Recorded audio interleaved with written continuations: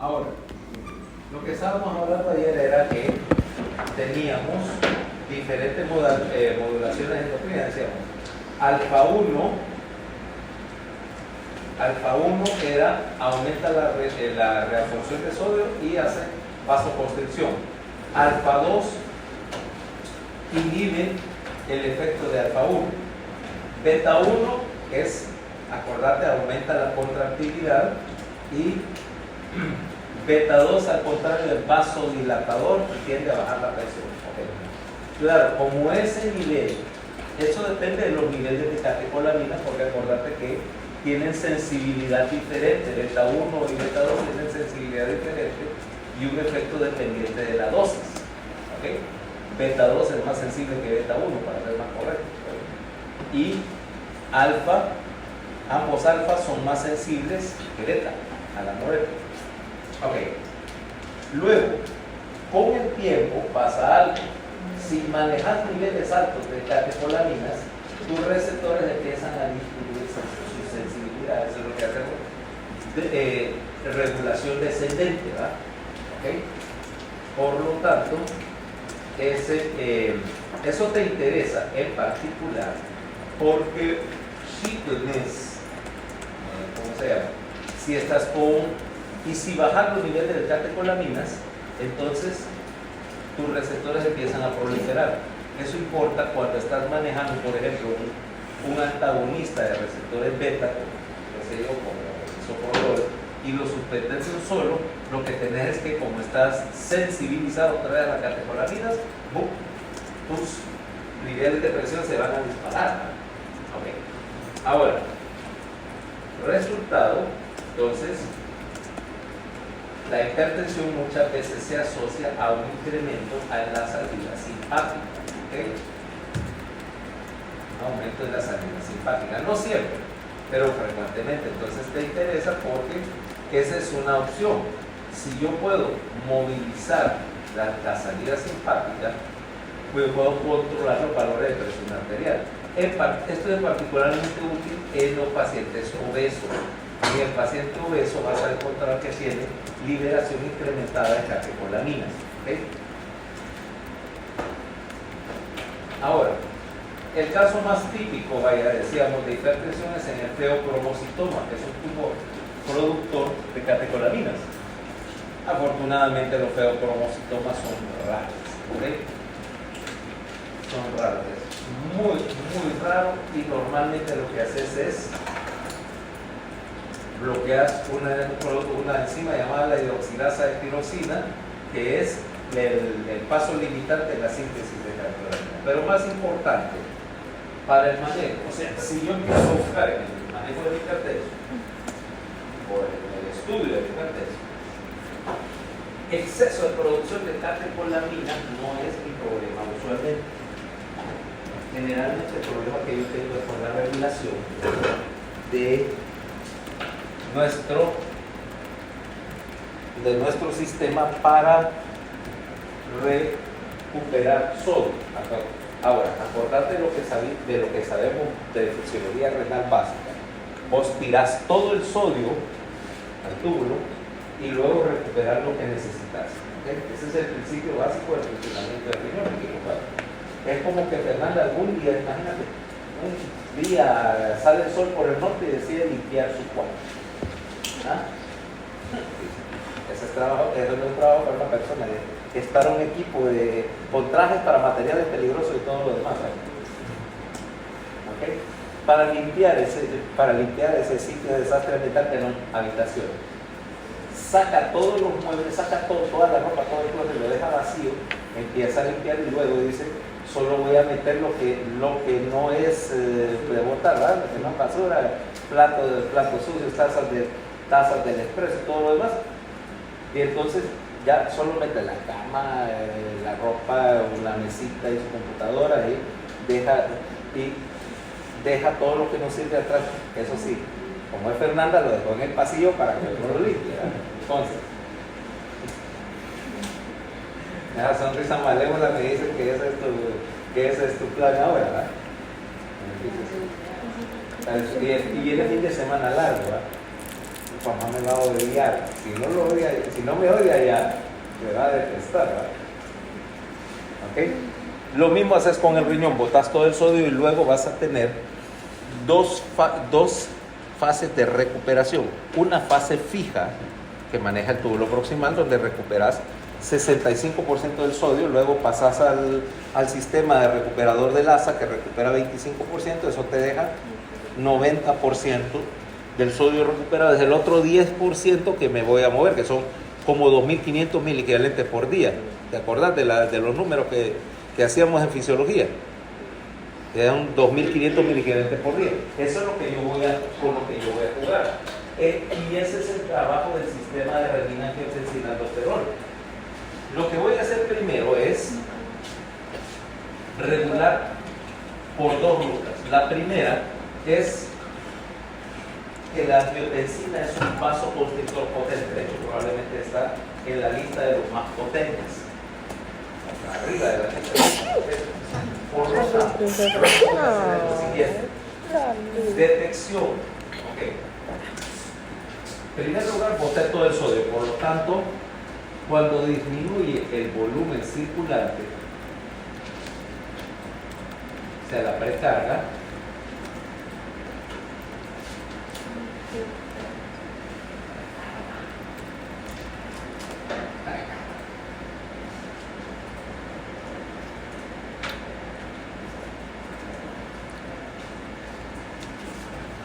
¿okay?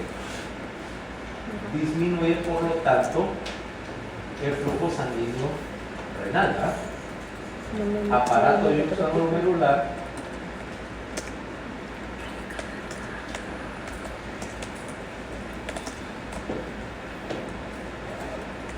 detecta, ¿ok? Detecta la disminución del flujo, por lo tanto,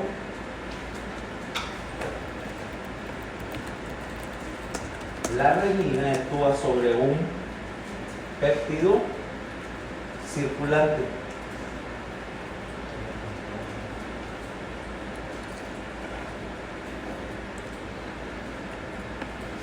Que lo convierte en angiotensina 1, que pasa por una segunda enzima convertidora en el pulmón, ¿okay? En el capilar pulmonar, que tiene dos efectos.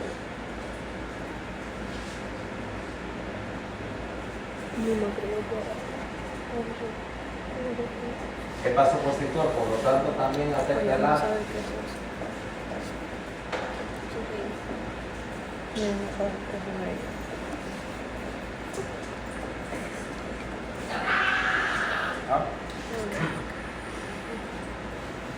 y dos, estimula la liberación de aldosterona.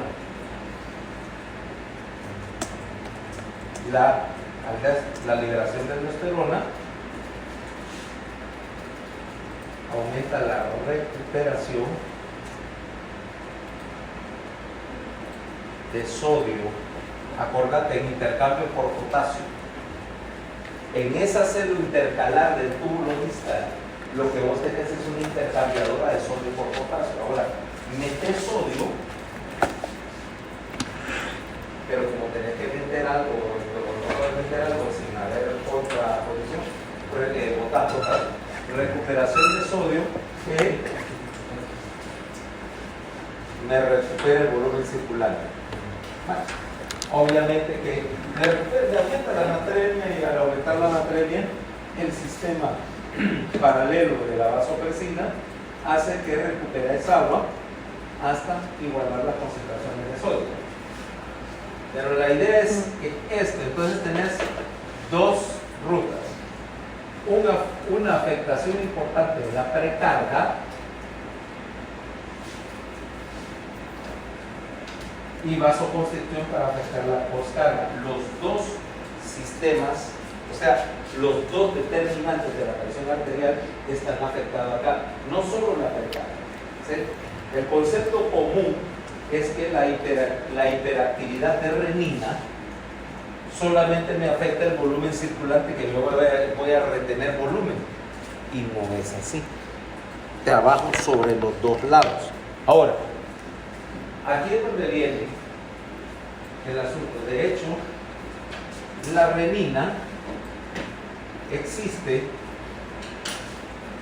en una forma inactiva. Lo que tenés es que existe una prorenina, y en el aparato de oxalomelular lo que haces es estimular la liberación y la conversión de prorenina a renina. Y la renina, que es de hecho una enzima proteolítica, me parte el angiotensinógeno angio 1. Okay. Ahora, hay tres estímulos para soltar renina. Uno es, como decíamos, disminución del transporte de sodio y cloro. Fíjate, el sodio solo no hace gran efecto, pero sí cuando tenés, ¿cómo se llama? Disminuciones. Dos, hay un mecanismo vasoreceptor, ¿ok? En el cual, cuando vos aumentás, mandás un pulso grande de presión y estirás la arteriola, hay un reflejo vasoreceptor que corta, ¿okay? Que corta la secreción de renina y viceversa. Si la arteriola no está distendida, empieza a botar.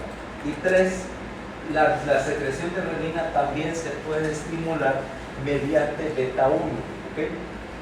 O sea que la inervación simpática del riñón también te hace soltar renina, te hace aumentar volumen.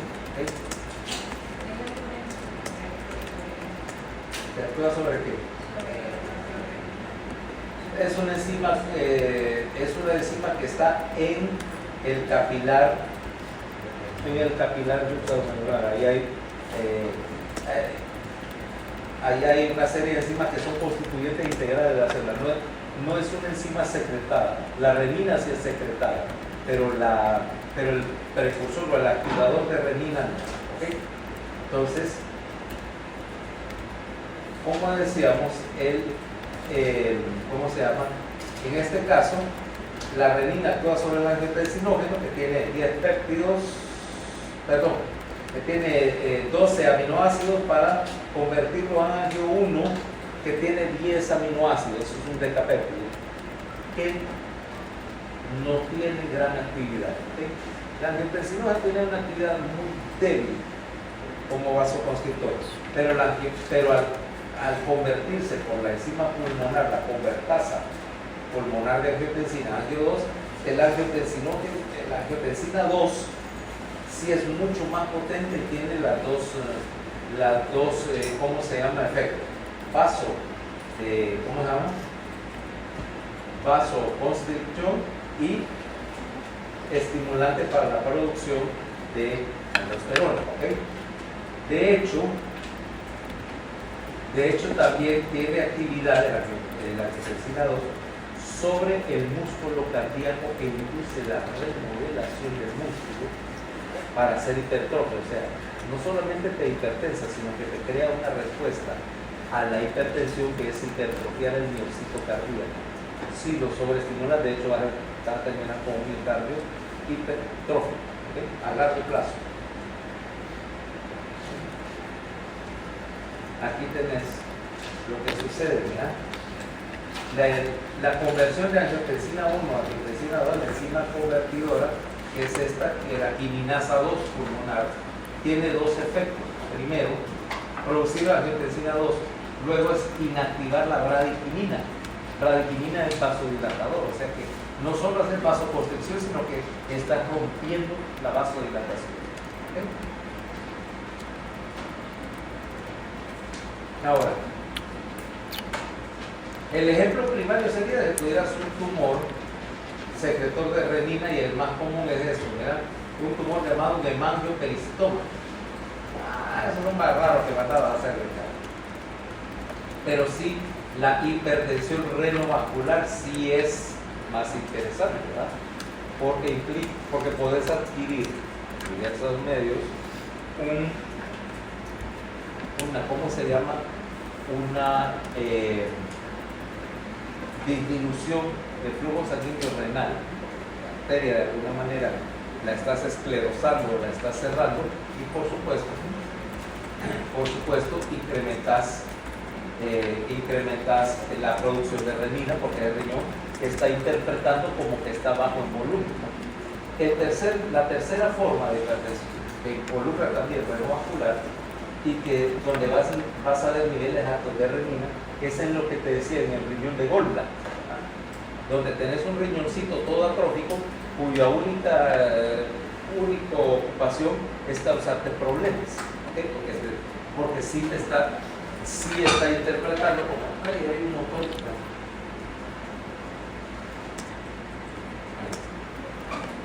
lo está interpretando como que no hay perfusión, está secretando un montón de renina y te está subiendo la presión, pero no contribuye al filtrado, ¿okay? Entonces, si lo ves acá, aquí te dice angiotensina 2 está secretado en muchos tejidos, ¿okay? Y hay un montón de fuentes. Lo que sucede es que primariamente angiotensina 2 hay muchos sitios de secreción, pero solamente de conversión en el pulmón usualmente, ¿okay? Entonces eventualmente funciona igual. Ahora vamos a ver mecanismos vasculares, tercera causa. Ahora estamos hablando sobre cosas que me mueven la postcarga. Ya hablamos de renina angiotensina como mecanismo determinante del volumen y ahora la resistencia vascular. Acordate que la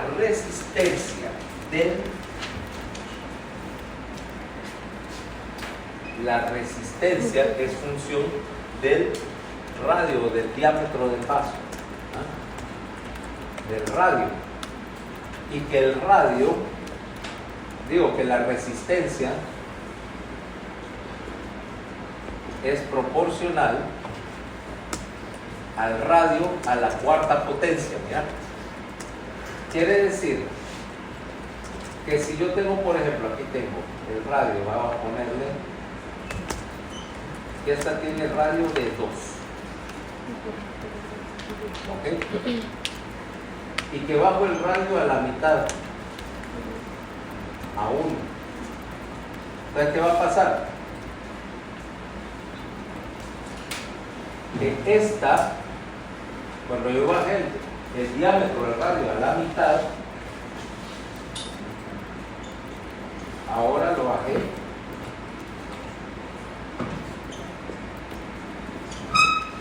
la resistencia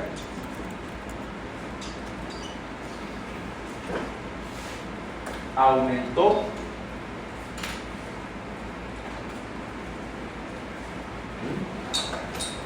dos por 2 por 2 por 2, un 16. O sea que la resistencia ahora es 16 veces más alta, que le aumentó un 1600%. ¿Qué te parece? O sea que reducciones ligeras en el diámetro de un vaso sanguíneo me hacen cambios grandes sobre la resistencia. Ahora me entiendes por qué. Dice, pero ¿por qué está tan isquémico si todavía tiene la mitad del vaso pasando? Si tiene una plaquita de ateroma de apenas del 50%. Fernanda dice, pero si yo solo comía chicharrones 2 veces al día, ¿por qué tengo tanta esclerosis hepática? A mí también, mi hija. Es donde era cuando era como chicharrones. Doctor. El restaurante aquí cerca de uno que se llama Pumba, Pumba. Bueno, el nombre de su viene con algo. Vende panceta también. Qué rico. Que te baja con los chicharrones, pero ahorita ya no se sabe. Sí, porque comemos Todavía hay Es pork belly. Panza de cerdo. Panza de cerdo. Entonces, ¿cuánto de maíz? Y la mala de cómo, porque va a quitar ¿Cómo se llama? O sea, ¿con qué lo...? No sé. Imagínate, eso también tiene sitios por todos lados. ¿Has visto que es una camisa? Sí, es una camisa donde ella se tomó la camisa y era buscar para comprar una camisa de a mí, el calendario son, ¿ok? El teléfono, el y el Twitter es eso. Fanática de y se parece a los. Sí, lo mismo, no importa.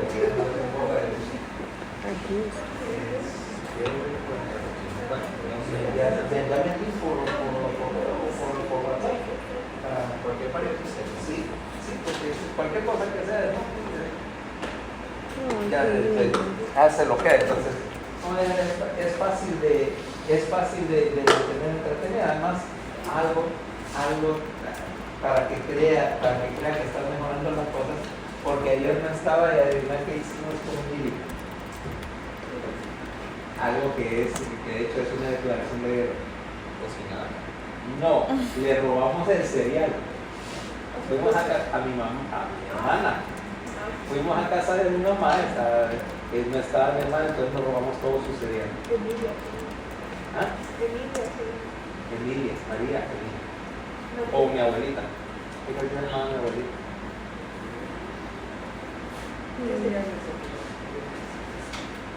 Tenía Lucky Charms. Porque mi hermana es la clase de adulto re infantil que todavía desayuna Lucky Charms todos los días. Ok, ese, bueno, y también Fruity Pebbles.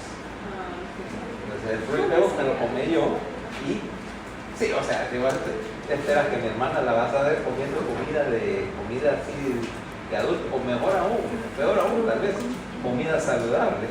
¿Por qué crees que tengo una hermanita de 200 kilos? No, mira, está bien, deberías trabajar en el cajón. Porque si se raja la presa te va a empezar a retirar de tapón para el dique.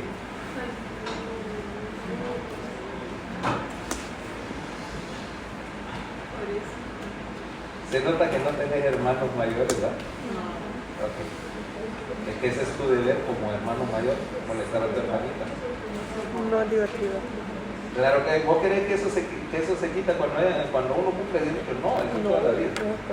Va a tener 90 años, va a estar en alguna casa de ancianitos y yo la iría a visitar para ir a molestar.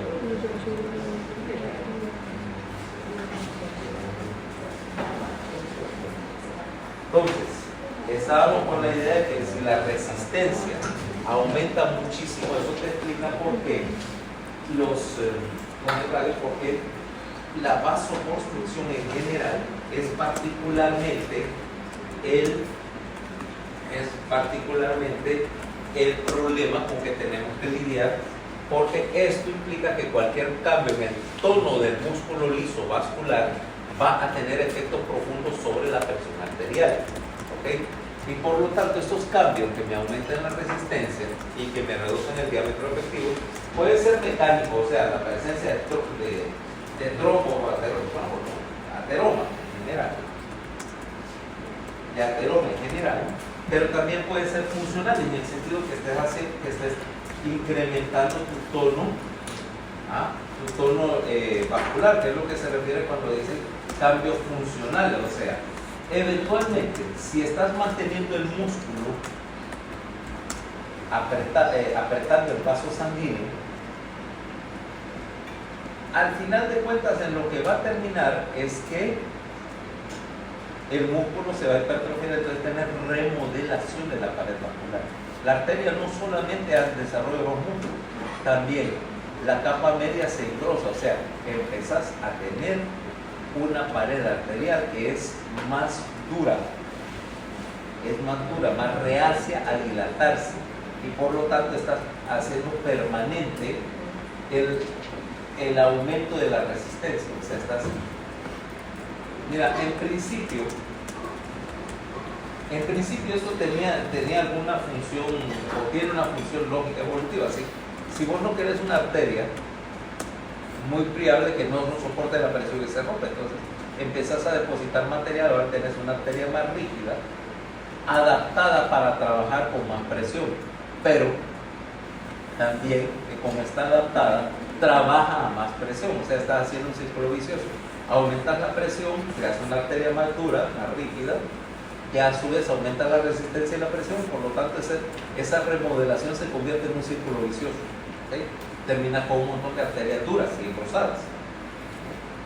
Además, se ha vinculado que la sobrecarga de presión también es un inductor de la inflamación. Y acordate lo que pasa cuando tenés un proceso inflamatorio, vas a desarrollar fibrosis y eventualmente terminas también con una pared vascular más rígida.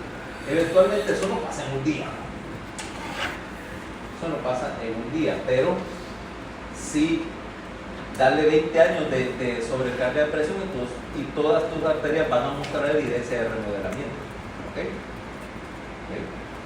Y no solamente ese remodelamiento te hace aumentar la resistencia, también te genera otro fenómeno. Normalmente decir, vaya, tu presión, ¿verdad?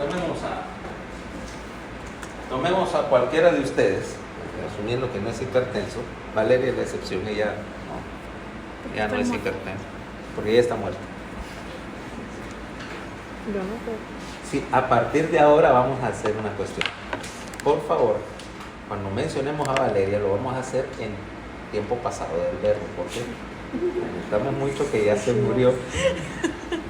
Primero Dios.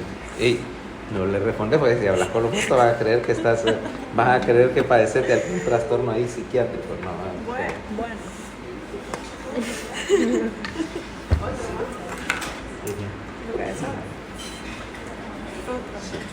Bueno, entonces, por ejemplo, como decíamos, imaginémonos a Valeria cuando vivía y que manejaba 120-80 de presión. Entonces, ¿qué pasaba de ese 120-80? Que el 120 era por el pulso sistólico, ¿va? Pero luego esta arteria, que tenía una pared elástica, recuperaba y mantenía la presión. Resultado de la curva de presión de esa arteria venía, ese vamos a poner 0, 20, 40,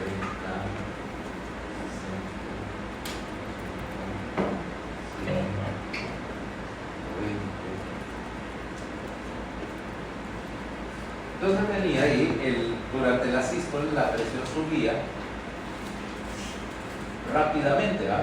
Y luego lentamente disminuye. Otra vez.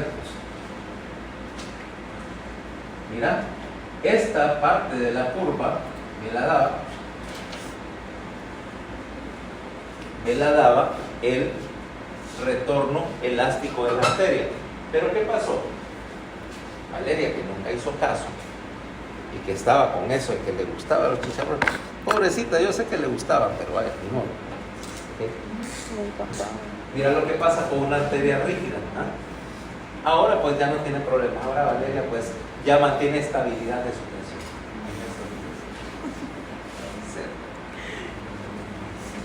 Pero cuando vivía era hipertensa. Mira lo que pasa. Como no hay elasticidad para compensar esto, entonces la curva se ve así, mira, 160, casi vertical. Pero luego, como no tiene recuperación de energía,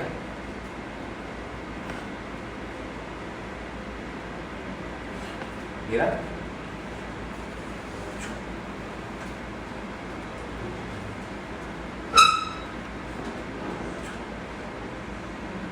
mira la curva de un hipertenso, 160, 60, con una diferencial bien grande, una curva bien picuda, versus una persona normal, 120, 80, donde la mayor parte de la curva ves que está recuperando durante la diástole ventricular. Y vale, 0, 0 sobre 0, ¿va? Porque ya no tiene bombeo cardíaco. O para ser específico, Como si vampiro. Muerto permanente. Doctor, el remodelamiento de las arterias puede aumentar la presión diferencial entre... exactamente, una arteria rígida tiene una diferencial más grande. ¿Okay? Y si ves, y si haces una, por ejemplo, agarro una arteria y hago un Doppler, hago un ultrasonido Doppler arterial, la forma de la curva cambia, velocidades de flujo también más altas, pero que decrecen rápidamente, ¿no? Es otro indicador de un flujo que pulsa a través de una tubería rígida. Entonces que vos ves los pulsos de la sístole, pero que no son amortiguados, que es la amortiguación. ¿Sí? Eso te indicaría que básicamente tenés una, ¿cómo se llama? Un flujo pulsátil que no está amortiguado, implica que flujo intermitente, porque solo mira, chorrito, chorrito, en vez de tener un chorro menos o tener un flujo menos violento, pero sostenido. Eso es en particular importante porque te va a afectar cosas como la circulación coronaria, donde la mayor parte del flujo, por ejemplo, estaría ocurriendo en la fase diastólica que estás perdiendo, o la circulación cerebral de ciertas áreas donde el riego sanguíneo es más o menos marginal y que estás perdiendo parte de la perfusión cerebral. Eventualmente esas arterias rígidas te conllevan a algún grado de isquemia del tejido, que es lo que pasa, por ejemplo, que cuando se ocupa con algunos de tus docentes, que te das cuenta del efecto de cuando las arterias se hacen bien. ¿Qué habrá hecho eso? Esas arterias, ¿verdad? Era más de la Esa ya literalmente se puede utilizar para una biopsia de arteria. Ya no lo utilizas para biopsia, ¿para qué lo usas? Para calibrar el carbono 14. Las galitas. Sí, o sea, yo no estoy nuevo de paquete no estoy, pero todavía no aparece en los libros de paquete. ¿Ok? Entonces, eventualmente, ¿qué es lo que pasa? Es decir, a fulanito ya se le endurecieron las arterias, ¿no? Ya se le endurecieron las arterias, ¿no? Básicamente implicando ese arteria rígida, menos perfusión, cerebro isquémico. Cerebro isquémico o dos arterias rígidas en ciertas circunstancias, disminución de la elasticidad y probabilidad de que se rompa, paradójicamente, donde se conectan a una arteria principal en las bifurcaciones, porque ahora son rígidas, ya no se van a distender, se van a fisurar. Resultado, arteria que se rompe igual a complicación hemorrágica dentro de la cabeza. ¿Sí? Entonces,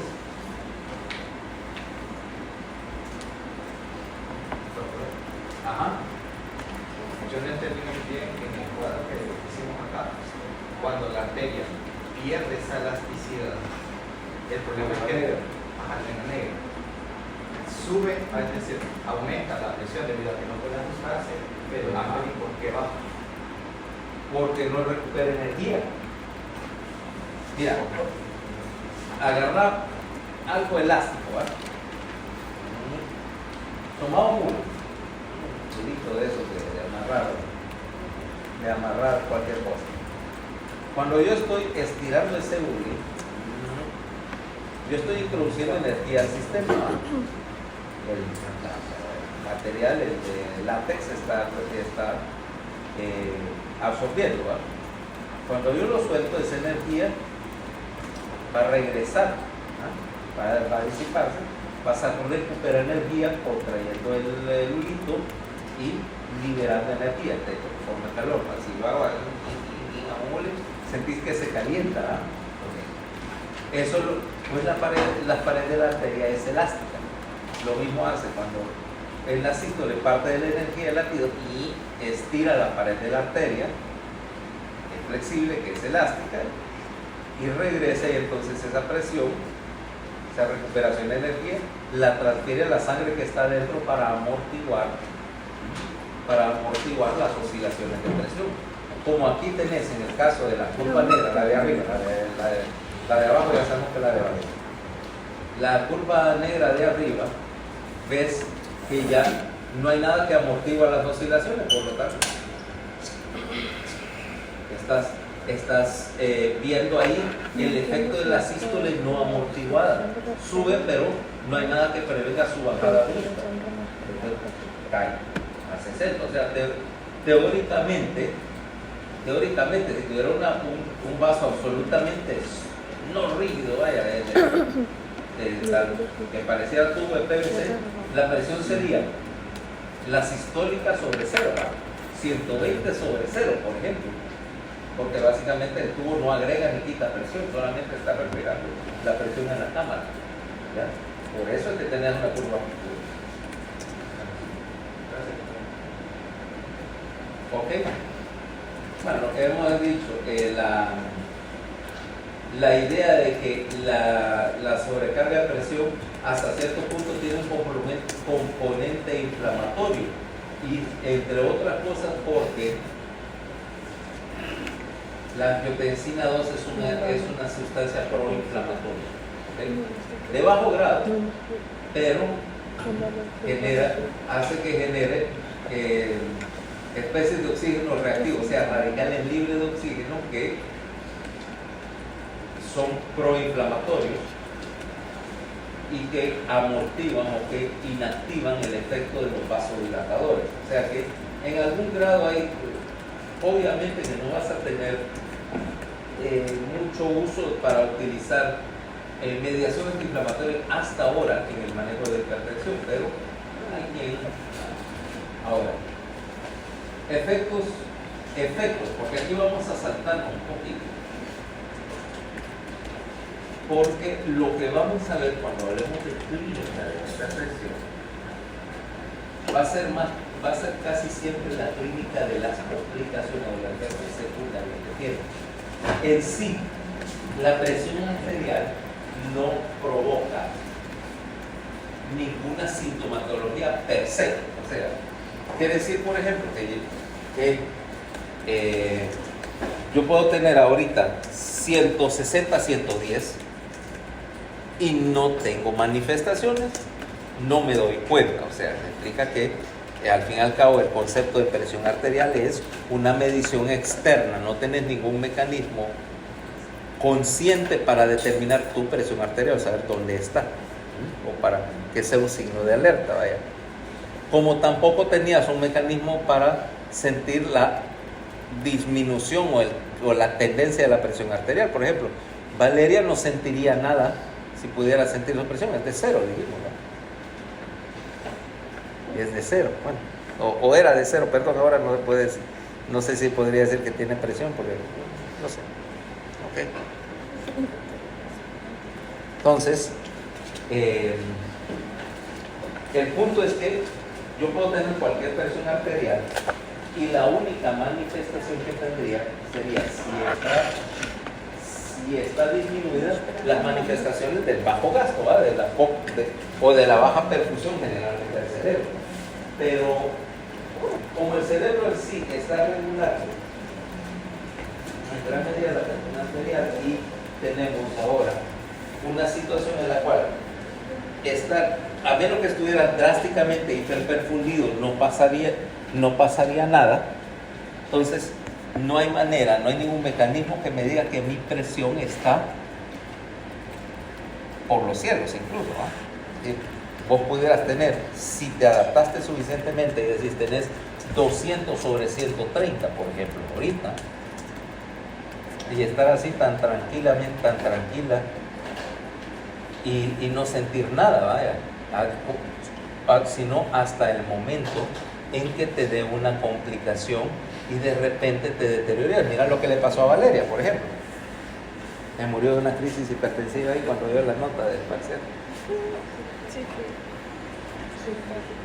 Entonces, y la gente cuando dice, ay, se me bajó la presión, es tipo una coca, no sé. Sentí un frío ahorita, como un viento frío pasando cerca de mí. Vos lo sentiste, ¿verdad? Como una presencia. Una presencia y fría. Ok, no, pero es que ahí lo que estás es hipotenso, ¿verdad? En el hecho de que bueno, una Coca-Cola tiene algo de sentido. Bueno, son 500 cc de volumen y tiene cafeína por lo menos suficiente como para que haga algún poquito de efecto presor. Tiene su lógica, pero es que aquí estamos hablando del otro caso, ¿ok? De la hipertensión. La verdad es que me dan ganas de que para hacer una pregunta ponerte una ouija. Ay, no. Nos vamos a invocar a saber quién vamos a invocar ahí. El espíritu de quién, el espíritu de quién, de tantas calaveras que han desfilado por acá. Bueno, El espíritu. Entonces- Espíritus chocarreros. en todo caso, como te decía, podrías tener una presión alta y si te has adaptado a esa presión alta, no sentir nada hasta que tengas los efectos secundarios de ello. ¿Cuáles de las patologías inducidas por hipertensión? Entonces, mira, de todos los, aquí tenemos una relación bien clara. Si decimos que en un país desarrollado o en un país subdesarrollado, incluso entre la población que tiene el estándar de vida del país desarrollado, la principal causa de muerte es la de enfermedad cardiovascular. Y de todas las enfermedades cardiovasculares, las cardiopatías hipertensivas son con gran diferencia las más comunes. ¿Okay? Sí, porque digamos, tomemos por ejemplo a Gabriel. La posibilidad de que Gabriel haga una cardiopatía isquémica. No fuma, no tiene sobrepeso. Entonces, tu único factor de riesgo para hacer una enfermedad coronaria es tu dieta. ¿Okay?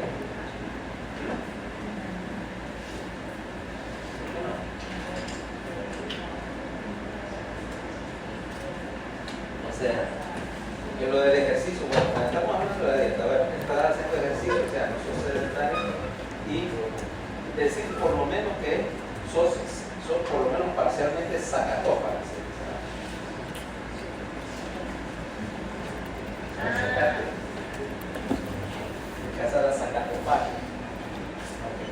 Y que entonces tus probabilidades de hacer enfermedades isquémicas son tal vez un poquito menos que las mías. ¿Okay? Que de hecho yo no tengo probabilidades de desarrollar una cardiopatía isquémica. Ya la desarrollé. Digámoslo así. Por definición ya la desarrollé porque ya me pusieron unos cubitos de plástico, no de plástico, no de metal. Bueno, pusieron dos cubitos en la cama. Pero tus probabilidades de ser hipertensa no son significativamente diferentes a las de Monserrat. O para ese efecto, a las de Jesús. Están más o menos balanceados todavía este grado. O sea que si tu mortalidad probable va a ser cardiovascular, obviamente dentro de una buena cantidad de años, pues esperemos que no te va a pasar como Valeria. ¿Okay? Entonces, lo más probable es que desarrolles una cardiopatía hipertensiva. Ahora, esa sobrecarga te va a conducir a tres cosas. Primero, que la adaptación a la enfermedad hipertensiva te va a dar, en primer lugar, la idea de una hipertrofia, generalmente del ventrículo izquierdo, porque es el que está trabajando sobre presión, ¿no? El ventrículo derecho no debería hipertrofiarse en gran medida, a menos que tuvieras afectación del circuito pulmonar. Pero ese es otro tema completamente separado, ¿eh? Aquí hagamos caso y cuenta tu hipertenso típico, que hace hipertrofia del ventrículo izquierdo, ¿okay? Luego, eventualmente el ventrículo empieza a trabajar, pero hay un momento en que supera la adaptación, es decir, si está trabajando contra una sobrecarga de presión por mucho tiempo, o muy alto, o hacerse una isquemia cardíaca, o el ventrículo termina fallando y caes en una falla congestiva. Generalmente lo primero, ¿verdad? Más probable que hagas una isquemia endocárdica que hagas una falla congestiva. Pero bueno, puede cualquiera de las dos. ¿Okay? Y por supuesto, si controlas, y eso es lo importante, si controlas tu presión arterial, revertís ese riesgo, porque el miocardio solamente se hipertrofia en respuesta a la sobrecarga de presión. Pero si por ejemplo yo tengo miren la emergencia, yo tengo un paciente acá y este es su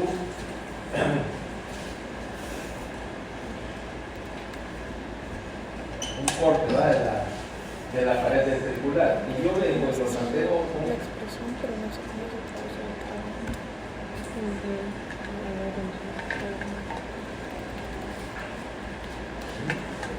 y yo lo mantengo hipertenso, obviamente que voy a tener una enorme hipertrofia ventricular, ¿verdad?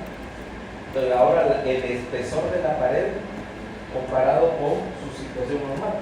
Y eso que te estoy dibujando no es una exageración, así se han visto mucho, ¿verdad? Así es mucho. Hipertrofia ventricular. Ahora, si yo le quito el estímulo presor, la hipertrofia se retrocede a sus niveles originales. O sea que básicamente controlar la presión lo cura de la hipertrofia cardíaca. Eso es reacción, no es patología primaria. ¿Okay? Y las reacciones obviamente dependen de que haya una causa. Es más, no es necesario tener mucha imaginación para saber que ese miocardio hipertrófico va a ser un miocardio isquémico, ¿no?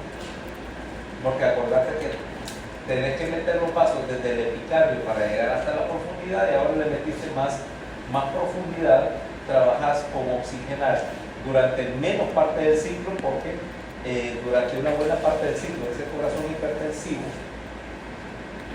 la presión en la pared es más que la presión en la arteria coronaria, por lo tanto no perfunde. Y 3, el tiempo de ciclo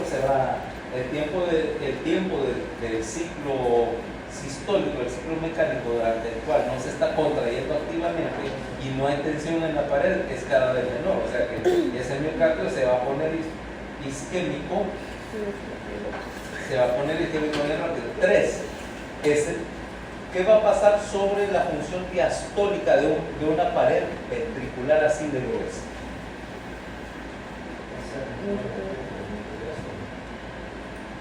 Y va a ser más difícil el llenado, porque una pared más gruesa es más rígida.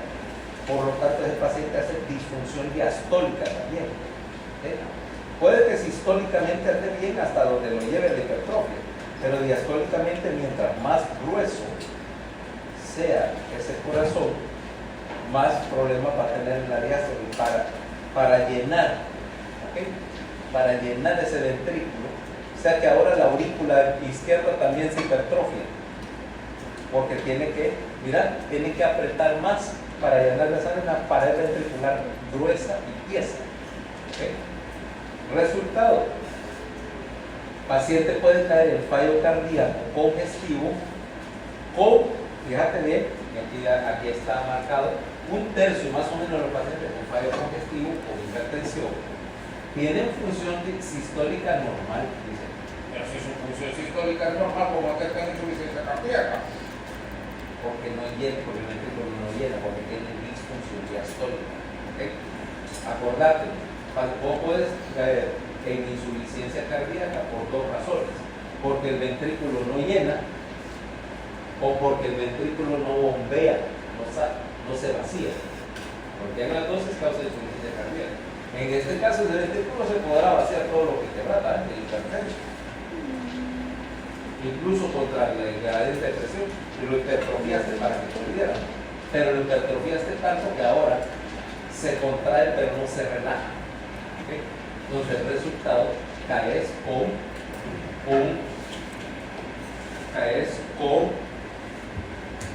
un miocardio que, a pesar de lo grueso que es, no puede relajarse, o más bien, a causa de lo grueso que es, no puede relajarse.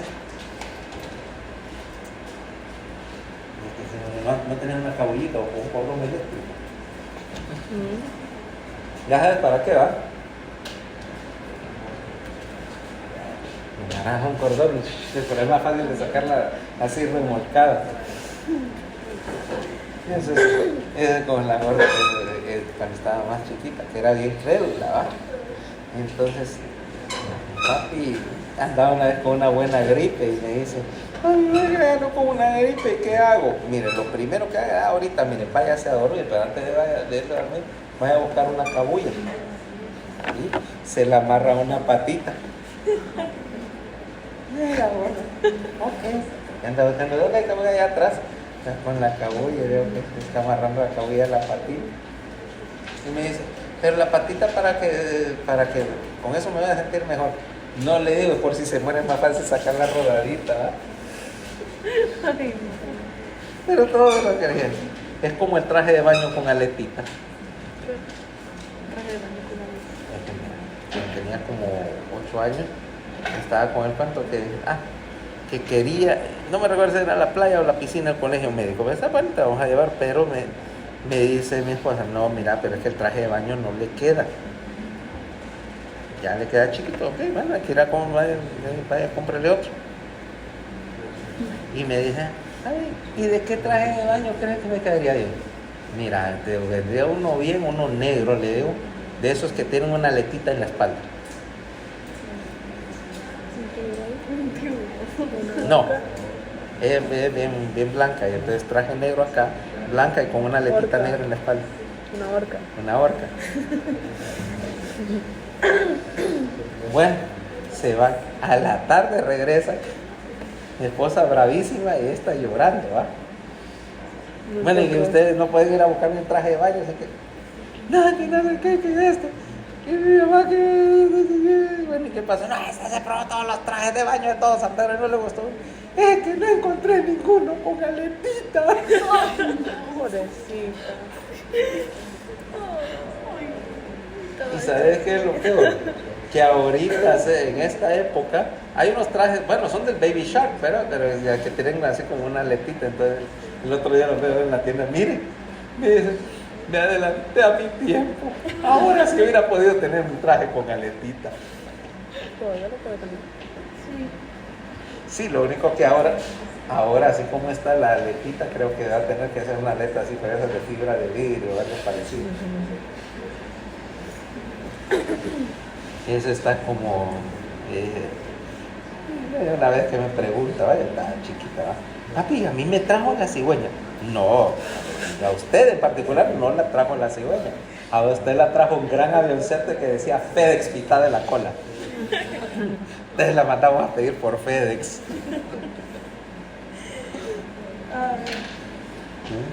No sé si era que quería preguntarme de cómo nacen los niños, pero yo le dije que los niños venían por FedEx. Y Emilio nunca le preguntó eso. No, Emilio nunca preguntó esas cosas. Es que Emilio de chiquito, él mismo decía que él no era de este planeta, que él había venido de otro planeta en una nave, pero que había dejado la nave sin llave y que unos niños se la habían robado. Ese está peor, ese se inventa clase de cosas. ¿Qué imaginación tiene Emilio? Bueno, sí, es un niño, tiene imaginación, pero lo que pasa es que tenía ciertos rasgos interesantes. Los niños todos tienen amigos imaginarios. Sí, casi todos. Yo no tuve.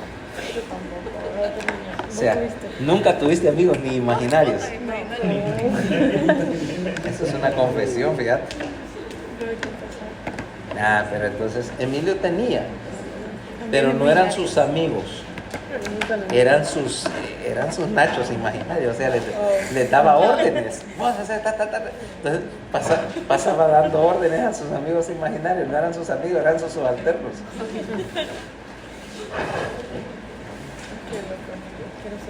Yo creo que entre los psicólogos se entretenían durante días, pero con esa clase de cosas. Ok, entonces, como decíamos, si el ventrículo de disfunciones diástoles es una consecuencia bien temprana de la enfermedad hipertensiva y de hecho es uno de los contribuyentes mayores a la isquemia miocárdica y a la hipertrofia, ¿ok? Y te hace de hecho un círculo vicioso. La isquemia te hace más disfunción diastólica y la disfunción diastólica obviamente te hace más isquemia. Por lo tanto, eso es una de las primeras cosas que vos vas a evaluar cuando estás haciendo cuando estás estudiando la hemodinámica en un paciente que es hipertenso.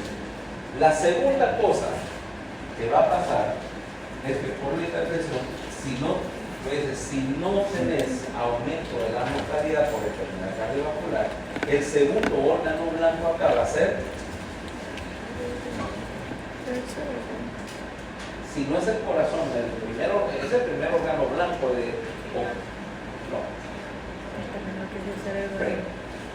sí, la segunda causa de mortalidad en el mundo, en los países desarrollados, es la enfermedad cerebrovascular. ¿Okay? Y de todas las complicaciones, el problema es que la mayoría de las complicaciones hipertensivas, por ejemplo, como las cardiovasculares, revierten si vos quitas la hipertensión. O sea, si yo tengo un miocardio hipertrófico con un riego sanguíneo marginal y todo, porque estoy hipertenso, me tratás, un año después me haces un eco, la disfunción diastólica resolvió, ya no hay hipertrofia en el electro. Una prueba de esfuerzo muestra que no estoy haciendo signos de isquemia, macanudo.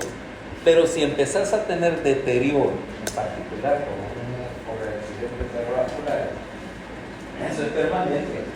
O sea, tu cerebro no te va a perdonar. ¿Ok? Y el principal factor de riesgo para un stroke es precisamente un corazón hipertensivo. Por casualidad no tienes no, pues, rayita de papel higiénico. Espérate, de que esas te dejan húmedas.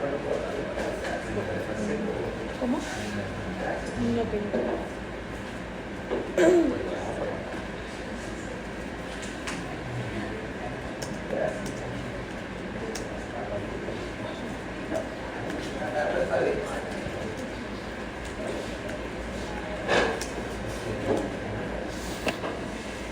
Yo tengo toallita húmeda, pero la toallita no te deja escribir después. Me queda húmeda. Si estuviste al marcador,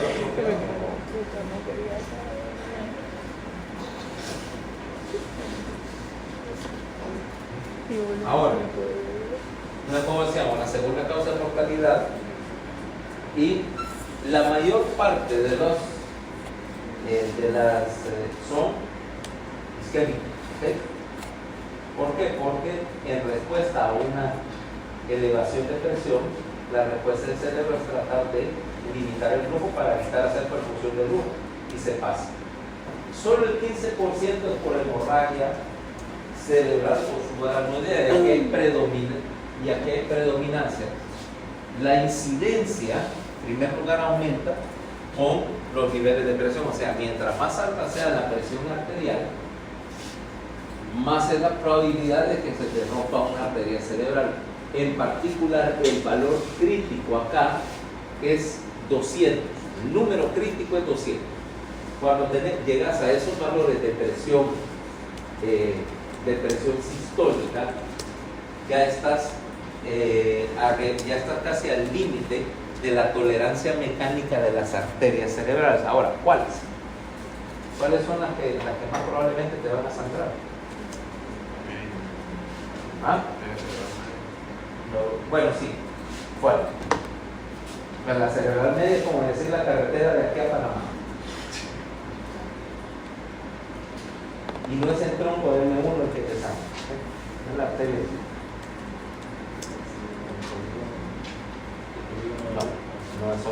No es el polígono, eso ya está por el polígono.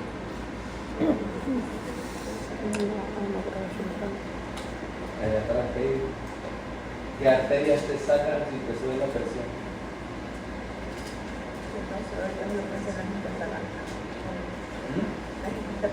Está cerca. Está cerca. ¿La qué? No. IPM. En la vacilar no sangra mucho a menos que tengas la presión o que tengas un aneurisma en la cabeza de la vacilar, y eso es devastador. Yo vi una persona morirse así frente a mí con una cabeza vacilar.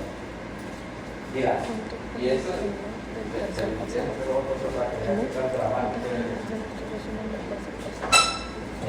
era domingo por la mañana, 7 de la mañana o algo así.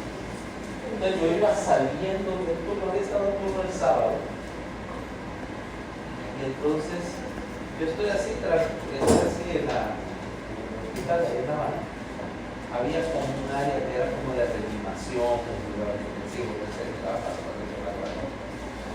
y estaba ahí el médico de turno, con el médico de turno, y estábamos platicando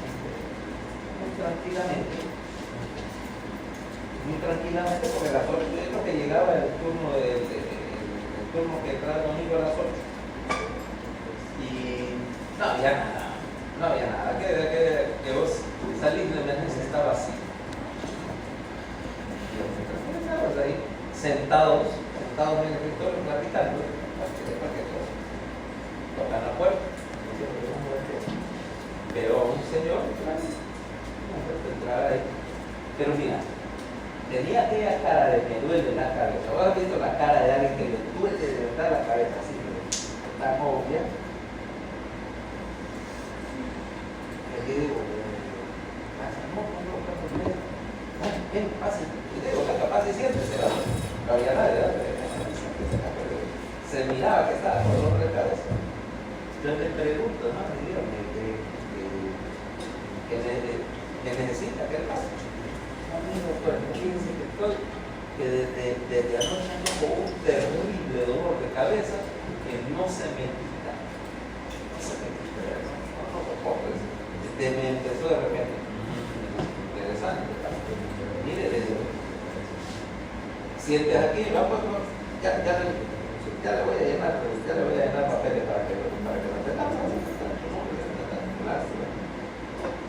Pero no digo de lo que estoy así. El tipo de repente y se descerebra, así, de tal que voy, como que va a estar así, y se descerebró. Y yo, por supuesto, solo puedo decir, the fuck. O sea, caer de estar platicando conmigo, por favor, la verdad, pero el señor era un ingeniero, era una persona estaba explicando que era de pupila así uniforme. Ponernos una camilla, por suerte, iba a llegar a tener tomografía ahorita, ya, y vos ves, y en una tomografía, incluso en la pantalla, veías el anillo del sangrado inicial, un área que se llama el área hiperaguda y la cabeza de la vacilar así, se llama el signo del tiro al blanco, y la hemorragia así que había disecado, imagínate, de la cabeza de la vacilar había disecado todo el diseño, se ve como que agarras una cortadora a presión ahí, y había destruido todo el mundo. Se me duró como una hora. Y dije, ¿ahora qué hacemos? No hay nada que hacer. Eso no existe manera de eso. O sea, el tallo básicamente lo destruyó, lo seccionó. ¿Qué hacemos? Nada. Y tuve un momento, pues, sí, se va a morir, ¿no? Esto no tiene manera, no va a llegar al quirófano. Pero así, eso es una cabeza básica. Cuando te cubren agudo, literalmente es el equivalente cerebrovascular de una bala de 45. Uno solo. De ahí no vas a volver. Una cosa es un aneurisma de la cabeza basilar que te esté boteando, y que te esté dando advertencia y lo vas a meter y que debe que esa es una de las cosas. Mira, con la hora anterior, algunos de esos de alta complejidad son los que te esperan la parada circulatoria. O sea, ese sí, mira, que es cosa seria. Cosa seria, ahora se hace como pasar por la vertebral hasta arriba y meterte el código vascular, porque meterte con uno de esos asilos abiertos te garantizo que es el equivalente de esa leyenda que dice que el de los zulúes, el jefe, que la captura no se le daba así nomás, o sea que no era que el jefe se lo pasaba a su hijo, sino que lo mandaba con un cuchillo así, y lo mandaba que le trajera una piel de león. O sea, literalmente que te iba a mandar con un cuchillo así como un león. Y nada más, y desnudo, ¿no? ¿Ah? Un cuchillo, una cejilla y un león, eso es exactamente. En este caso, básicamente, con una cuchara de plástico de marrón. Sí, son piedras. Que ya te dio hambre. Bueno, eso no me estaría. Fíjate que con esa configuración corporal, me imagino que al práctico dedicarte solamente a aquellos lugares donde hay conflicto. Sí, porque como es todo lo que puedas coger, con eso lo ofreces, ¿no? Si van a ser devastadoras. O como quieras, no, pero era para la pregunta.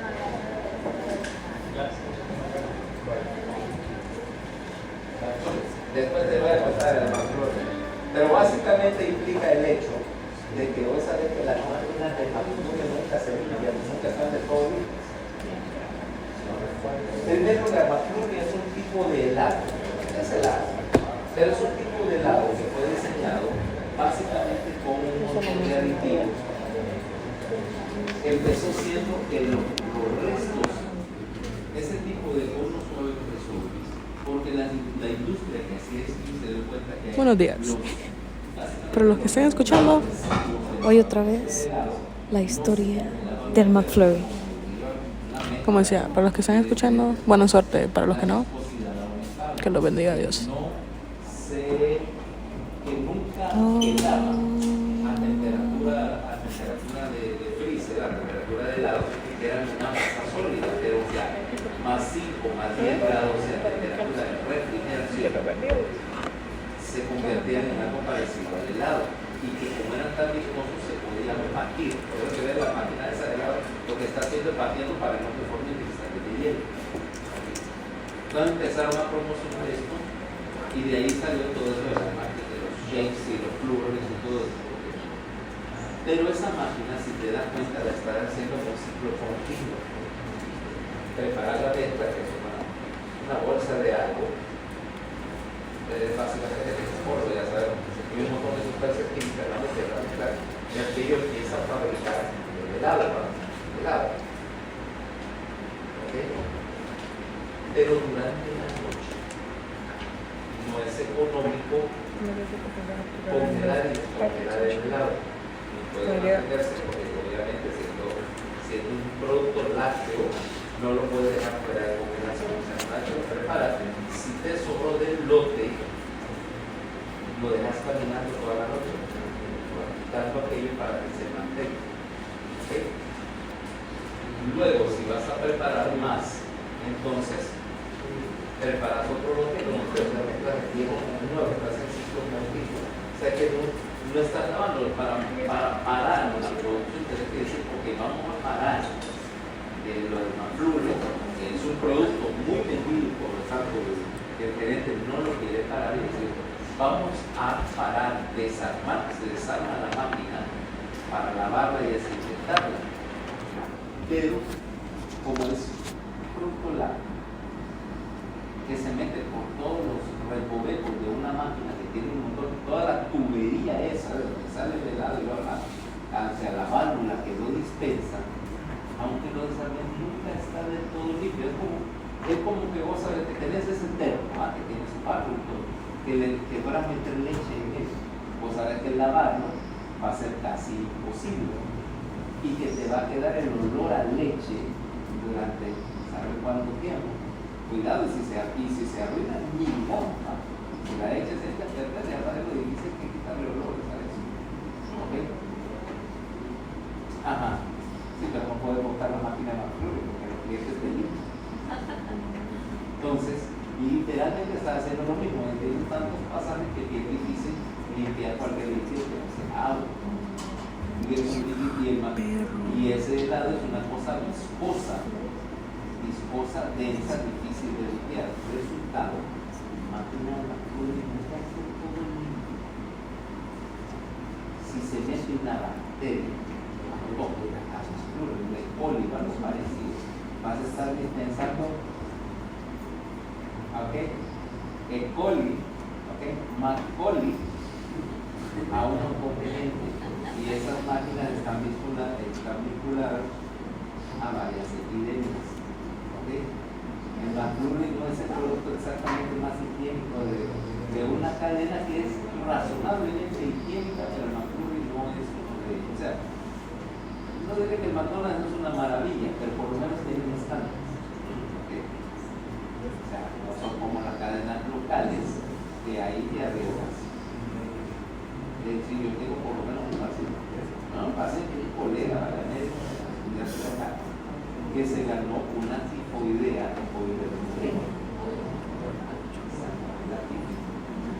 y se dio grave porque no es un común de tifoidea. No es que no exista, pero bueno, yo espero que tifoidea es enfermedad de centros de abasto y no de facultad de la facultad de medicina. Y que por supuesto tiene el gobierno también, pero en una semana casi se lo perfora porque no hallamos qué puede ser y con problemas y con enfermedad, con molestias gastrointestinales. Él tiene, no me recuerdo qué otra cosa autoinmune y entonces a empeorarlo la enmascarar una cosa total que pasamos por problemas. No será que esto es una tifoidea, y era una tifoidea. Y por supuesto, pero de dónde vos vas a agarrar eso. O sea, son un estudiante universitario, soy estudiante de cuarto año, tercero, cuarto año de medicina. Y obviamente que no vas a cometer ninguna violación grosera de higiene, ni venir de un medio donde estés expuesto. Empezando a buscar el viejo que al final creo que era pollo, y lo que pones el pollo en el hombre. No que son los únicos, no es que le estoy tirando específicamente a los géneros, lo que te estoy diciendo qué tan fácil es meterte una de estas cosas y de un lugar que cualquiera asumiera que es razonablemente seguro.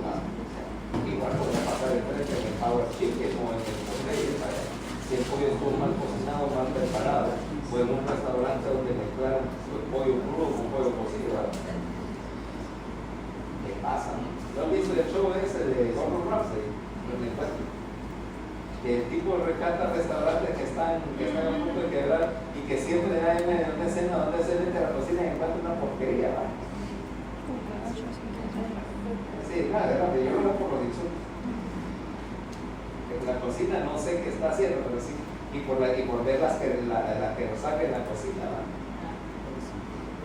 Sí, yo ya sé, o sea, si yo paso comiendo en la calle, pero yo ya sé que es un riesgo calculado y que si yo sospechara que, por ejemplo, hay riesgo contaminado, por ejemplo, te diría un chicharrón, porque yo sé que como nadó en aceite a 180 grados, que es muy poco probable que se le vaya a meter un bicho en algo tan cocinado.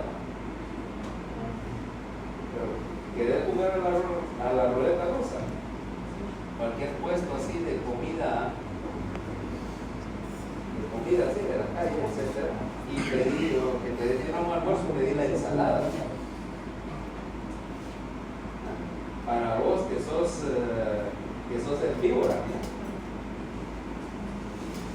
yo prefiero un infartito que una neurosis.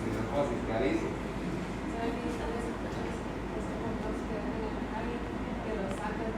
Ah, no, esos no son los sospechosos. Esos no son sospechosos. Esos son seguras. Esos son seguras gastroenteritis. Eso es una disentería en un palo. No, es que entonces eso no. Sí, no, es que eso es. Y no digamos, empezando porque los hot dogs, que son el hot dog, que acordate que es. ¿Qué digo? Pata de caballo. O por lo menos si te pones con carne, ¿verdad? Acordate. Ese es el progenitor de Pig Slime. Fíjate, es una mezcla de algo molido hasta hacerse una cosa rosa y homogénea. No sabe qué era ahí. Ahí ponen todas las partes no comestibles, ¿okay? Y luego lo pones a hervir y lo tenés en aquella olla, nadando en un agua que a saber cuándo lo cambiaron, a saber de qué hora están en fondo, incubando. ¿Okay? Lo pones en un pan. Porque vaya, que por lo menos él solo tiene moho, pero a saber qué caminó sobre él, el carrito, porque lo tiene en una gaveta en el carrito está parqueado ahí, el pan lo guarda afuera, ya está, a saber que se sube al carrito, ¿vale? Luego, decís que por tu precio, vaya, trate de llevar la mayor cantidad de aderezos, salsa y todo eso. Salsa, por ejemplo, como mayonesa, queso, más el huevo, lo guarda que otra refrigeración para que actuara como el perfecto caldo contigo.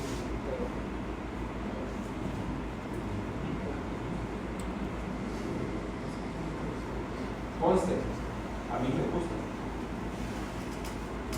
Lo que pasa es que yo sé lo que estoy comiendo, ¿vale? No me hago ninguna ilusión de que eso sea algo recomendable como comida. A mí me gusta, y punto, ¿vale? Pero sí, consideramos que cada carrito de hot dog tiene como 17 violaciones mínimas al código sanitario, y eso antes de que yo empiece a echar una mirada al hot doguero, ¿vale?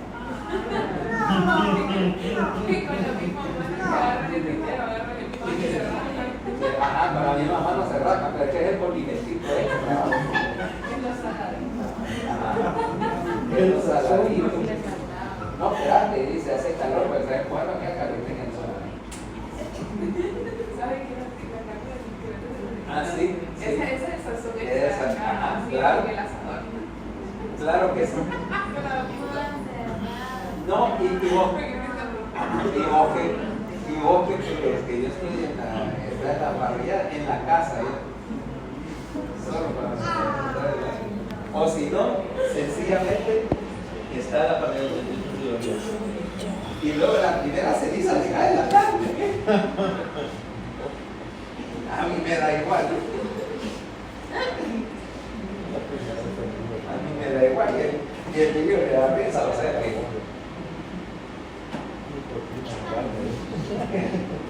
Esa clase de cosas no es que solo pasan, en los carritos de los dos. Vos no sabes qué pasa, vos verás qué restaurante es, pero sabes que Dios de la cocina. Yo mejor me averiguo. Y si crees que porque es un restaurante herbívoro, pero saludable, no hacen tonteras, acordate que se realiza con que se fertiliza en este país. Nunca has ido donde hay muchos palos. La chanchera está aquí, la hortaliza está ahí, porque entonces pueden lavar la chanchera para fertilizar la hortaliza. Orgánico. Orgánico quiere decir que el abono, en vez de venir en una bolsita, fertilizaron un caca de gallina, vaya.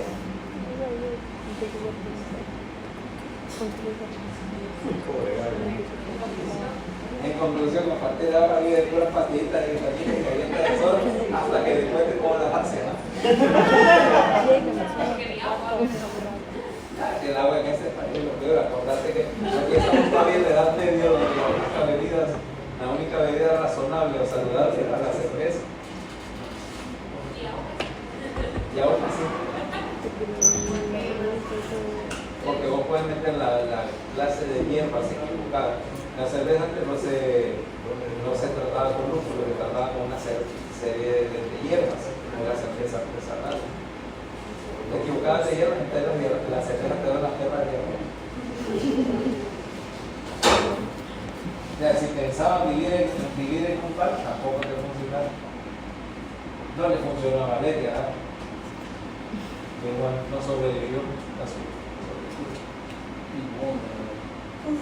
Ok, entonces estábamos con la idea de que las complicaciones, mientras más alta la presión, peor.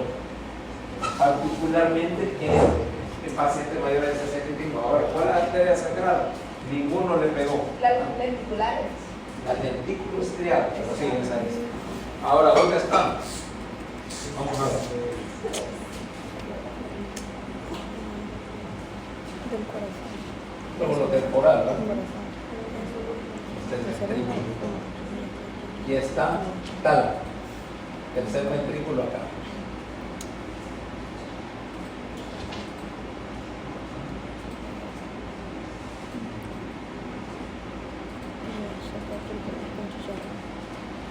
Aquí está el núcleo ventricular, ¿correcto? Entonces, M1 sale del polígono. Aquí está el polígono. Aquí está la bifurcación carotidia. Aquí va, para arriba va cerebral anterior, A1. Aquí viene M1, la primera porción de la cerebral anterior. Llega acá hasta que da la vuelta del recodo, lo que llaman el recodo, acá.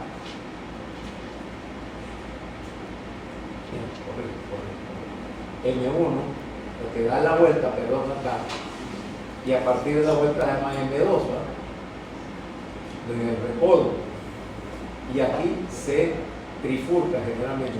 De ahí viene M3, M4, M5. Entonces, de M1 salen las lentículas estriadas, salen aquí, mira. Son entre 5 y 7. Estas son las que sangran. ¿Por qué? Porque si vos ves acá, este es el tronco de M1, mide unos 3.5 milímetros. Y las lentículas estriadas miden 250 micras, que es aproximadamente 0.25 milímetros. ¿Ok? Y salen, mirá, a 90 grados para arriba. Eso es como que yo agarre uno de los tubos gruesos de lodo de San Pedro, ¿verdad? Son así, de 8 pulgadas, que van para todo un acueducto, y que yo quiera poner la línea de la casa de media pulgada así, con una T, de que existiera una T que fuera de 8, reduciendo de 8 a media pulgada. Eso se va a romper, ¿verdad? No hay que ser ingeniero para darse cuenta. Y no hay que ser neurocirujano vascular para ver que cuando le metes un montón de presión a estas arterias durante 50 años, se van a terminar rompiendo. Resultado, ¿qué te sangra? El tálamo, la cápsula interna, ¿verdad? Porque aquí la pronuncian así, la cápsula, o el núcleo lenticular, hacen 37% de las hemorragias hipertensivas o de los ACVs hemorrágicos en general salen de esa región. ¿Ok? Y por supuesto, eso es si te sangra. Ahora, ¿qué pasa si no te sangra? Eventualmente esos efectos de la hipertensión sostenida en todos los lechos te van a hacer microinfartos, microlesiones, y entonces lo que va a hacer lo que se llama una enfermedad de vaso pequeño, en la cual lo que vas a notar no es un stroke, sino que tenés deterioro cognitivo. Es la viejita que ya se le olvidan las cosas, la viejita que ya está medio demenciada, etc. Y que aquí mucha gente dice, no, Alzheimer. Para decir que tenés una enfermedad de Alzheimer hay que llenar ciertos criterios. Lo más probable es que lo que tengas es una enfermedad de pequeño vaso, por eso fuiste hipertenso y no te diste cuenta. ¿Okay?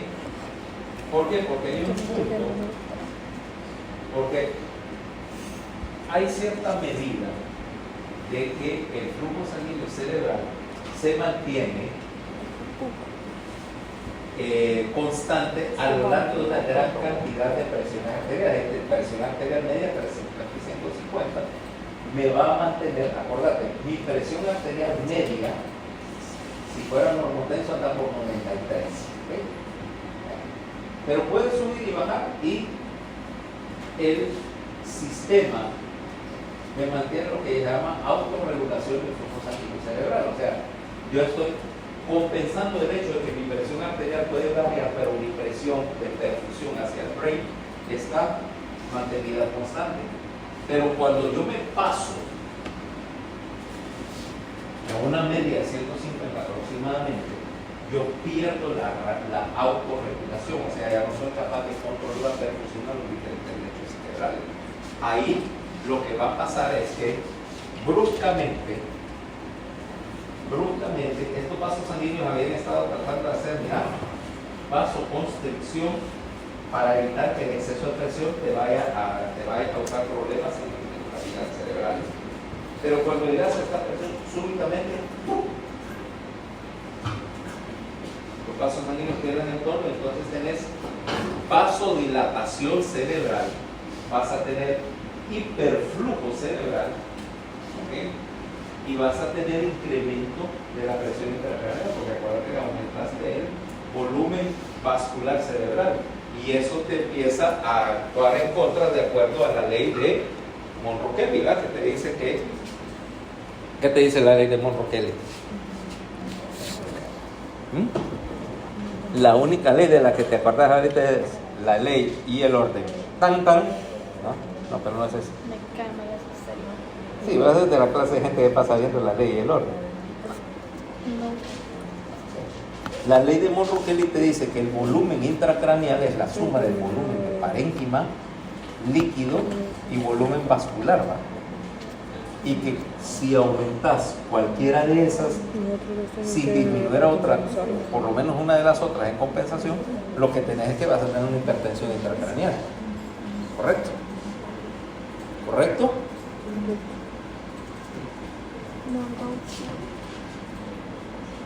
¿Qué estás viendo, man, de Monro-Kelly? Entonces, eso lo revisas después. Entonces, lo que sucede es que súbitamente aumentas. Entonces, ¿qué es lo que pasa? La hiperperfusión también te hace daño. Acordate lo que siempre les he dicho. Vos querés mantener la perfusión necesaria y no un exceso, porque vas a cambiar un montón de cosas con la hiperperfusión, desde la presión hasta los valores de oxígeno, CO2, etc. Entonces, ¿cómo? De la ayuda. Hacer lo mismo, haces hipervasodilatación, o sea, vasodilatas máximo, no puedes mantener presión de perfusión, el cerebro electrónico, entonces empiezas a ver chispitas y luego te da la fallura. De hecho, eso es lo que sucede cuando tenés lo que se llama un desmayo vasodepresión cíclica. En otras palabras, una fallura. ¿Okay? Ya estás acostumbrada a ello. ¿O no te da?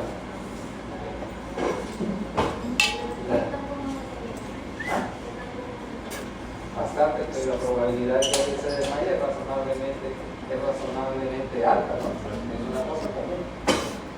Las que son malas son las que son con relaciones físicas.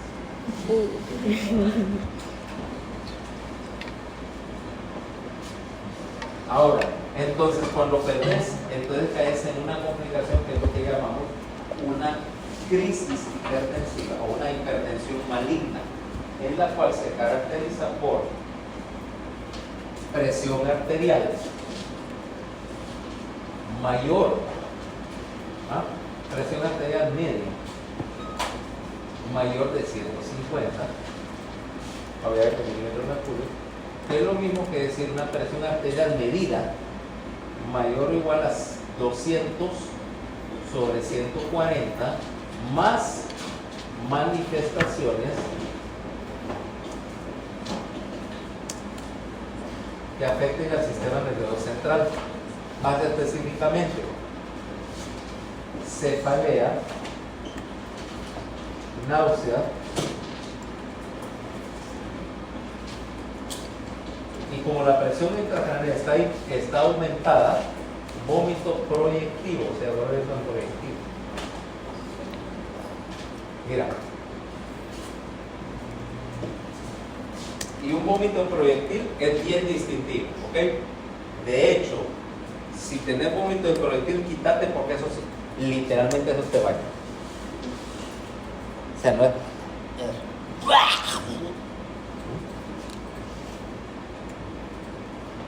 O sea, una de las habilidades que uno aprende en la residencia es apartarse rápido.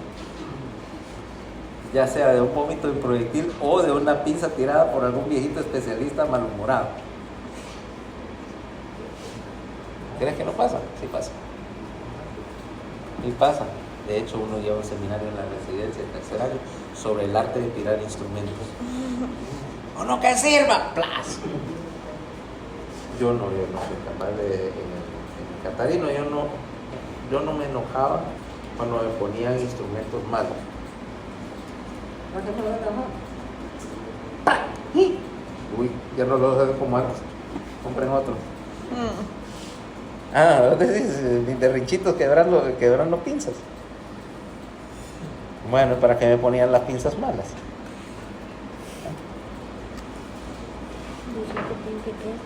Entonces, más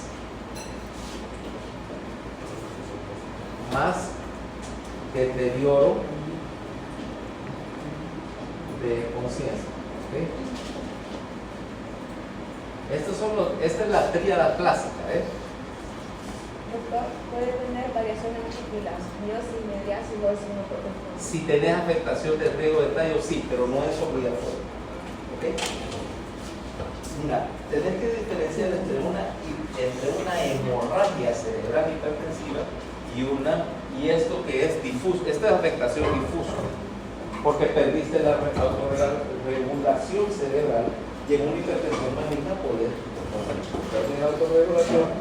tener cualquier signo neurológico. Por ejemplo, eso es ambiguo, que te diga dolor de cabeza, náusea y vómito proyectivo por la hipertensión intracraneal, más deterioro de la conciencia, signos neurológicos.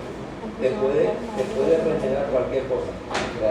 La he visto con defectos motores, la he visto con alteraciones pupilares, con desconjugación de la mirada, con alteraciones del tallo, con nistagmo y signos de fosa posterior. La vas a ver también con trastornos del lenguaje, esos son relativamente comunes. Paciente está hipertenso, tiene encefalopatía hipertensiva, está razonablemente consciente, pero está afásico.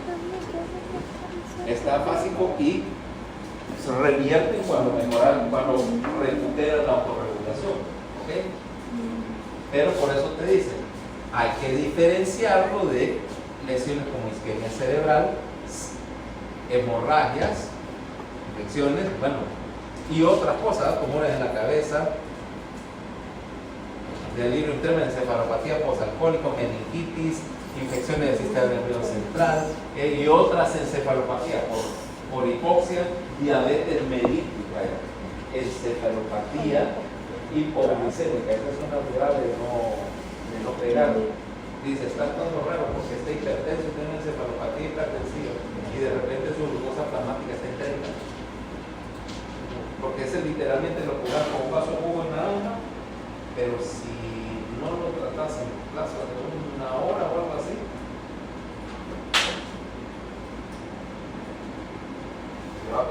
le va a hacer compañía Valeria.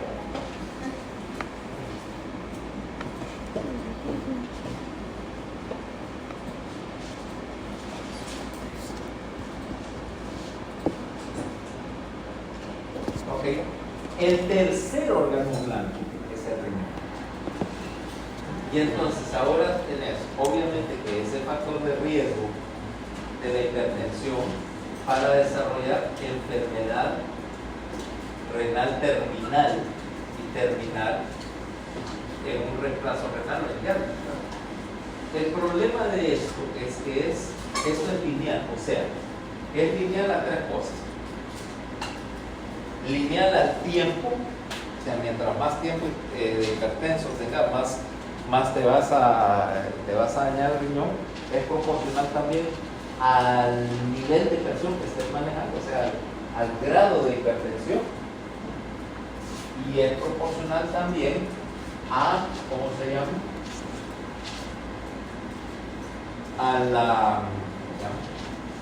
Al hecho de que tenés hipertensión diastólica o sistólica, o las dos también al tipo de hipertensión. ¿Okay? O sea, que el riñón puede ser tanto una causa de enfermedad hipertensiva como eventualmente un blanco de la hipertensión. Y que de hecho puedes hacer un círculo vicioso en el cual la enfermedad renal que crea hipertensión, que empeora la enfermedad renal y ya sabes a qué. Ahora, ¿por qué? ¿Qué es lo que parece? Particularmente las elevaciones de la presión sistólica se asocian más a deterioro de la función renal, ¿okay? Porque básicamente lo que estás es induciendo que los capilares del glomérulo se empiezan a endurecer. Ahí estamos hablando, ¿verdad?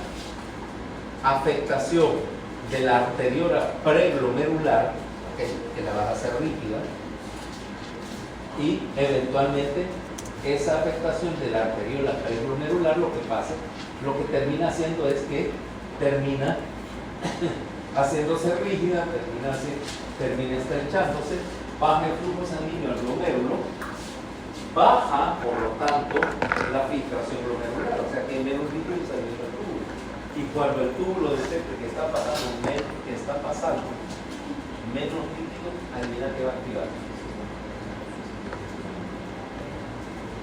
la cascada de renina, con lo cual solo subiste más la presión. ¿Okay? Entraste en un círculo vicioso en el cual la disminución del flujo sanguíneo renal me termina causando isquemia al glomérulo y dañándome también todo el sistema vascular. Todo el flujo sanguíneo en la nefrona pasa por el glomérulo, baja y regresa, ¿verdad?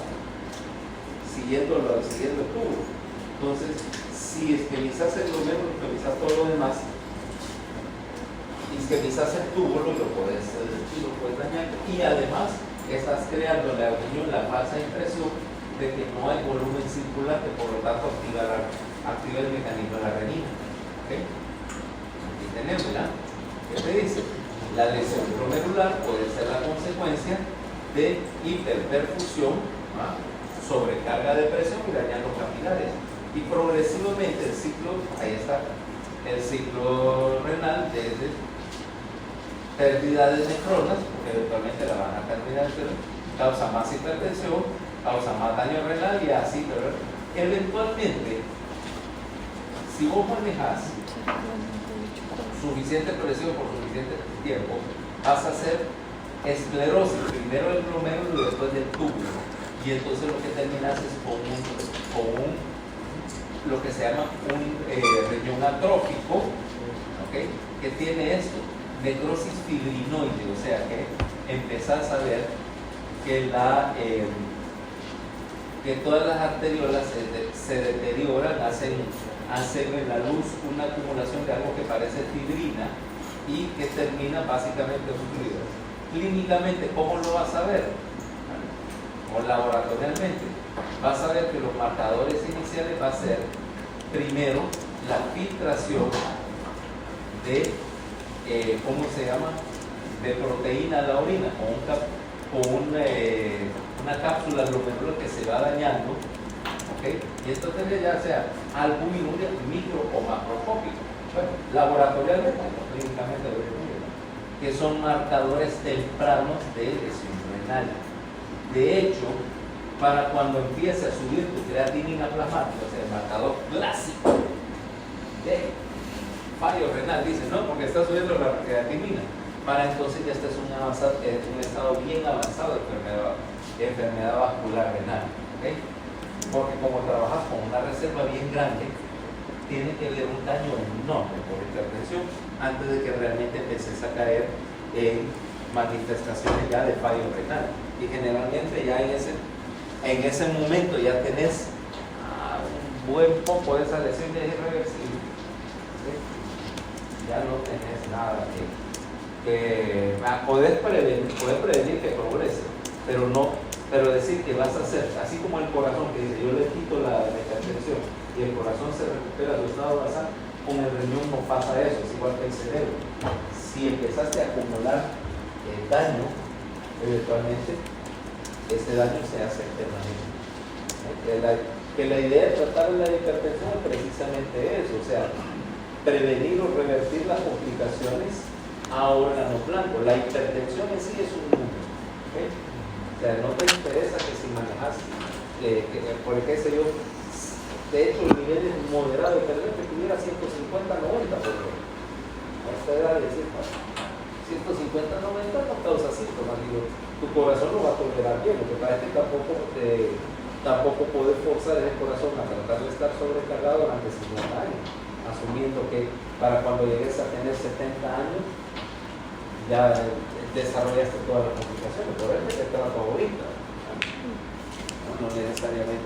no necesariamente porque sea peligroso per se ahorita. Ahora mira, la otra cosa que vas a tener es la lesión a los vasos sanguíneos periféricos, cuarto órgano blanco, ¿va? La enfermedad arterial periférica. Nuevamente, con las arterias de gran tamaño es imposible, vaya, por ejemplo, que subas la presión tanto como para romperte una subclavia o una radial o una femoral, ¿no? Muy difícil, ¿eh? O sea, tendrías que tener tolerancia a presiones muy por arriba de lo que puede generar tu miocardio. Pero sí la presión sostenida, elevada, lo que va a hacer, te va a esclerosar la arteria. Y eventualmente, con esa arteria esclerótica, lo que vas a tener es como manifestación, particularmente en los bajos periféricos, es la manifestación crítica de la hipertensión con afectación de vasos de arteria periférica, que es lo que llamamos claudicación vascular, implicando que ese músculo se pone isquémico en condiciones de demanda aumentada. ¿Qué es lo que quiere decir eso? Por ejemplo, cuando uno es un paciente con claudicación vascular, imagínate Jesús y vos venís con esa historia. Mire doctor, es que fíjense que yo estoy así parado, no me molesta, ¿va? No me duelen las piernas, pero empiezo a caminar, y si voy caminando en lo plano no me molesta, o si voy caminando despacio no me molesta, pero si tengo que correr después de o caminar rápido después de unas 2 cuadras, me duele la pierna, ¿ok? Ajá, y entonces le digo, me siento unos 10 minutos a que pase todo y luego todo está normal, todo está de vuelta normal. Si camino mucho, si tengo que subir una cuesta o cargado, ¿no? Me duele antes. Claudicación vascular es el equivalente en los miembros de una angina, en el mismo cuerpo.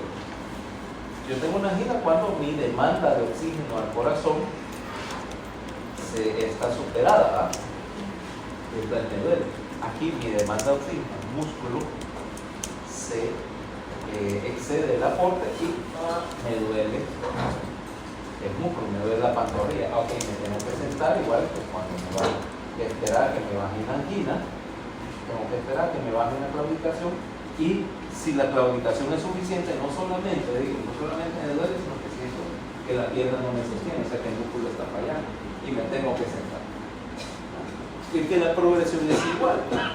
Si claudicas, antes claudicabas las 5 cuadras, ahora claudicas a las 3 cuadras, después tal vez aguantas 50 metros sin que te duele la pantorrilla. Esa es precisamente la definición de una esclerosis que te está cerrando arterias periféricas. ¿Ok? Bueno, mañana vamos a hablar de electrocardiograma, definición y tratamiento. Vamos a hablar de esta tablita.